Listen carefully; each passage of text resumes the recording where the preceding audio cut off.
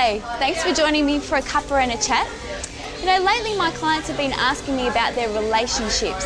What's going on with my relationship, Anneli? How can I turn it around? Well, I thought I'd share a little something that I've been sharing with my clients lately with you. The first thing you can do to strengthen your relationship is to ask yourself how you communicate with each other. Do you say what it is you really want to say to your partner? Or do you leave a tiny trail of clues behind and expect them to put all the pieces together and figure it out? After all, if they really loved you, if they really knew you, they'd just get it, right? Well, unfortunately, it doesn't always work that way. You see, sometimes you need to be very specific about what it is you want. I was at my girlfriend's house the other day and she was running around in a mad panic, really busy, saying, I'm so busy. And then she looked her husband dead in the eye and said, I'm so busy and I've even got to pick up the kids, and didn't get a response. Later that evening, I was speaking with her and she said, my bloody husband, he wouldn't even pick up the kids for me when I so specifically, suggested that he should. Stop, time out, that's not what happens.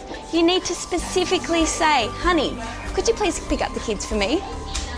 So next time you notice yourself in a similar situation, you've left a tiny little trail of clues but haven't specifically said what you wanted, then stop, take a breath and ask yourself, what is it that I really want to communicate right now? And then just say it.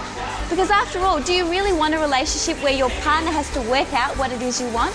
Wouldn't it be easier just to tell them? The second thing you can do to strengthen your relationship is to give unconditionally without expecting something in return. Now this okay, so you might be saying right now, but I do give all the time unconditionally. But is it really all the time? And is it really unconditionally? How often have you said to yourself, well, I suppose I can do that, but you know what? They didn't take the rubbish out last week, so maybe I'll wait until they do that. Are you locked in a battle of scorekeeping where you'll only do something if they do something for you? Is that really a relationship? It's more of a transaction. So remember what it was like when you were first in the relationship. Remember when you just gave for the sake of giving because it made you happy and it made them happy? And try and do a little bit more of that if you can. And finally, the third thing, get really clear on what's most important to you in your relationship. Is it saving all the money you have for a rainy day? Or is it spending wildly and buying anything you want?